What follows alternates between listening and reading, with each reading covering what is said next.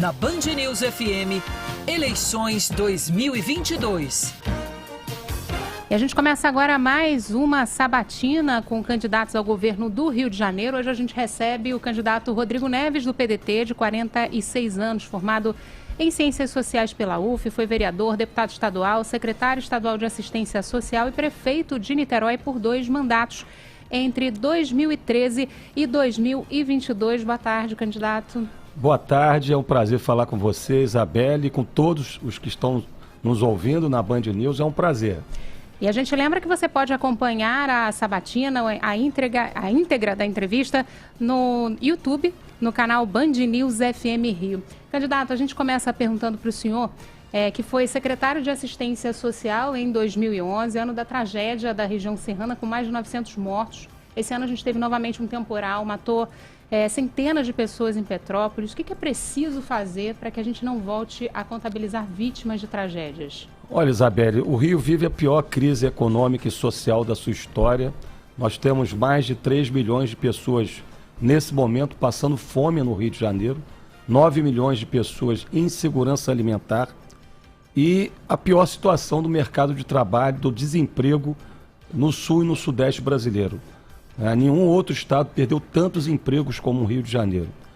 Então a minha proposta prioritária, a minha prioridade como governador do estado, a partir de janeiro de 2023, vai ser criar frentes de trabalho para gerar emprego, trabalho e renda para esses milhões de trabalhadores do Rio que estão desempregados. Sobretudo para recuperar hospitais e escolas que estão em situação muito precárias, para levar água e esgoto tratado, como eu fiz em Niterói, para regiões que estão abandonadas, sem saneamento, sem água e esgoto tratado, e para construir casas populares. Há muitos anos o Rio não tem uma política habitacional. Ninguém quer morar em Pirambeira, em área de risco, em beira de rio. O problema é que há muitos anos não se trata a questão habitacional no Rio como uma questão prioritária e uma questão que seja uma política de Estado. E simplesmente é colocado como se fosse um problema das famílias. Então nós temos uma companhia estadual de habitação, a SEAB, que existe, foi loteada pelo atual governo Cláudio Castro, assim como todas as áreas da administração pública do Estado. Há muitos anos não se faz sequer concurso para arquiteto e para engenheiro da SEAB, mas nós vamos mudar essa realidade e nesse programa de frente de trabalho, a minha prioridade vai ser criar oportunidades de emprego e trabalho para levar água e esgoto tratado para os bairros que ainda não têm, sobretudo na Baixada Fluminense, na Zona Oeste, em São Gonçalo, no interior, mas também o nosso projeto é construir casas populares, habitação de interesse social e gerar 100 mil empregos logo nos 2 primeiros anos de mandato, a partir desse plano que a gente já elaborou. Candidato, boa tarde para o senhor. A gente hoje vive no Rio de Janeiro um problema com transportes, né? Os trens, a Supervia está com problema, as barcas, a concessão vai acabar, não tem o edital, o metrô, a linha 4, ainda tem a estação da Gávea que está lá abandonada. Qual seria a sua prioridade caso fosse eleito? Lacerda, não é só o transporte, são todas as áreas. Infelizmente, tem sido duro viver no Rio de Janeiro, para o carioca, para o fluminense, né? Seja na segurança pública, com a insegurança nas ruas, seja o descaso com a saúde, o abandono da educação. As famílias estão sofrendo no Rio de Janeiro porque não existe boa gestão e os governantes abandonaram a população ao relento. É o que a gente vê nas ruas. E a situação do transporte é a mesma coisa. Veja, as barcas já transportaram 150 mil pessoas, hoje transportam 15 mil pessoas. Lá em Niterói, por exemplo, abandonaram o catamarã, abandonaram as barcas. Da mesma forma, o trem que transporta os passageiros que vêm da Zona Oeste da Baixada. Como é que pode? Acabaram com o trem expresso da Zona Oeste, da Baixada. Hoje as pessoas levam 2, 3 horas para chegar ao centro do Rio. As estações não têm acessibilidade, não tem banheiro. Sequer cuidar das estações, o Estado cuida. Estão roubando os fios dos trens. E todo dia a gente tem problema das pessoas saírem 5h30, 6 horas da manhã de casa para virem trabalhar e chegam arrebentadas no trabalho. Então eu vou falar para você, se for necessário encampar a Supervia, nós vamos encampar para moralizar esse serviço. Agora, nós vamos dialogar no primeiro momento, porque não é possível a população do estado do Rio de Janeiro pagar caro por um transporte público que não funciona. Da mesma forma, nós vamos voltar a investir em trilhos, através dos investimentos também no metrô, além do trem.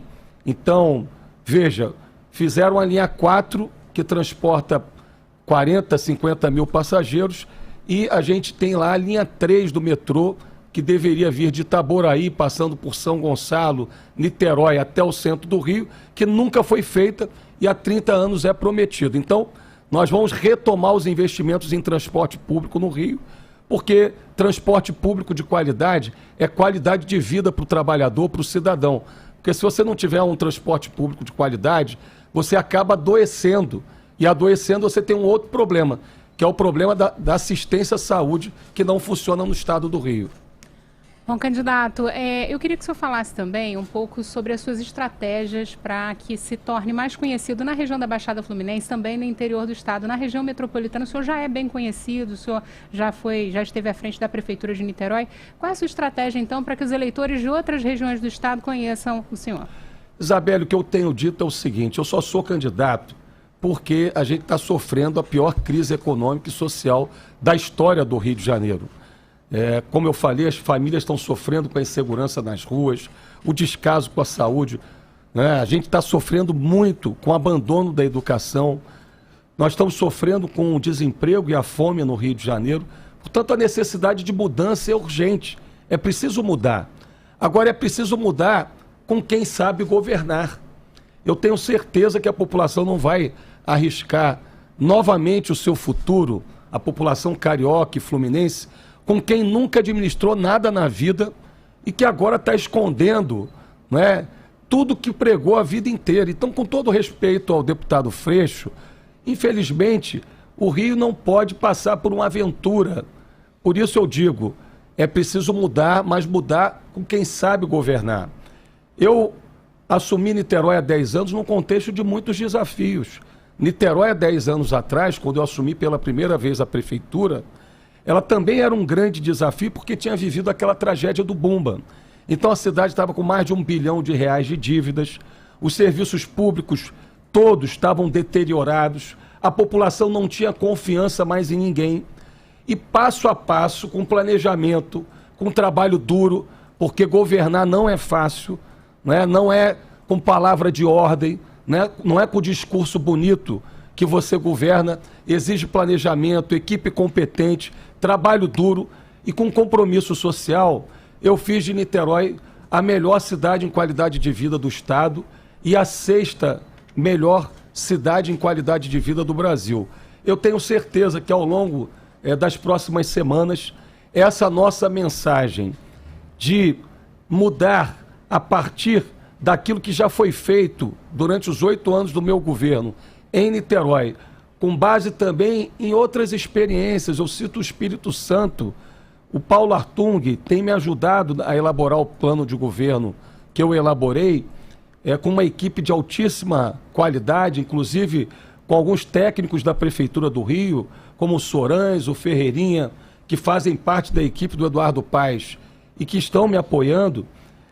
Há 30 anos atrás, o Espírito Santo era um estado atrasado, dominado pelo crime organizado, com sérios problemas relacionados ao desenvolvimento, às políticas públicas, mas há 30 anos o Paulo Artung iniciou um ciclo novo de governança, com um projeto de desenvolvimento para o Espírito Santo, que mudou, se transformou depois desses 30 anos com um projeto de desenvolvimento. Agora, qual é o projeto do Rio de Janeiro? Ninguém sabe. O que a gente sabe é que a vida de todos nós, cariocas e fluminenses, está muito difícil. Então, como eu disse, a minha prioridade número 1, assim que eu assumir como governador, é colocar em prática um programa emergencial de frentes de trabalho, emprego e renda, onde nós vamos gerar mais de 150 mil empregos logo no início do governo, como eu falei, na área habitacional, na área do saneamento, recuperando escolas e recuperando hospitais e unidades de saúde que estão em situação precária. Nós vamos implantar um programa de renda básica de pelo menos R$500, assim como eu fiz em Niterói, para todas as famílias em extrema pobreza, porque não é possível, Lacerda, as pessoas, a gente ter o 5º maior produtor de petróleo nos próximos 10 anos, que vai ser o estado do Rio de Janeiro, que vai receber mais de 30 bilhões de reais de royalties de petróleo por ano, conviver com 3 milhões de pessoas que estão catando comida nos latões de lixo, nas ruas do Rio de Janeiro, porque nós não temos um governo que trabalhe para as pessoas. Nós temos um governo que é o governo dos hospitais de lona que não funcionaram na campanha, um governo das festas regadas a champanhe e camarão que o governador fez e agora dos escândalos do CEPERJ. Candidato, a gente está chegando aqui no último, acho que tem mais 1 minuto e meio para trazer aqui uma palavra sua.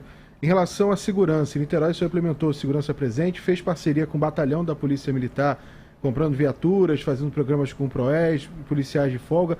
Qual o objetivo do senhor para a segurança pública no Rio de Janeiro, uma vez que antes você tinha que fazer um acordo com o governo do estado e agora estaria na sua gestão caso fosse eleito? Lacerda, eu queria transmitir essa palavra de confiança a todos que estão nos ouvindo na Band News. Não tem solução mágica para a segurança pública, mas é possível melhorar muito. Porque antes as pessoas estavam sendo assaltadas à noite, as pessoas de classe média, média alta. Hoje todo mundo está sendo assaltado no Rio de Janeiro à luz do dia, até no ponto de ônibus. A situação é alarmante. Então, eu fiz em Niterói um plano de segurança pública, onde eu estudei as melhores experiências internacionais, de Medellín na Colômbia, de Nova York nos Estados Unidos, e esse programa que eu implantei em Niterói reduziu 80% os índices de criminalidade. Agora, o problema é que no governo Witzel Cláudio Castro não teve política de segurança. Nós podemos ter uma polícia proativa ao invés de uma polícia reativa.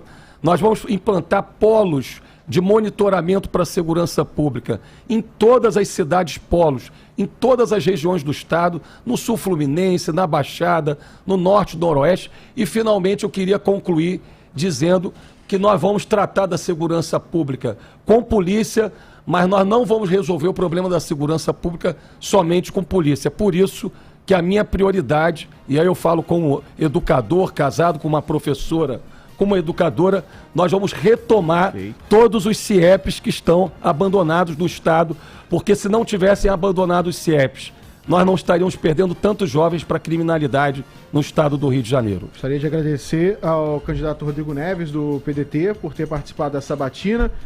O tempo passa rápido. A gente tinha acordado com os partidos de fazer um tempo de 10 minutos, como o primeiro candidato que veio aqui, o Cláudio Castro, foi a 11 minutos e 25, todos chegaram aos 11h25 também de sabatina. Agradecer a participação do senhor, candidato. Lacerda, foi um prazer estar com você, foi um prazer estar aqui também com todos vocês que estão nos acompanhando, com os ouvintes da Band News, mas foi um grande prazer trocar ideias com a sociedade, com a população, mas eu tenho confiança, eu tenho fé que da mesma forma que fizemos em Niterói, nós vamos mudar o estado do Rio e trabalhar para as pessoas.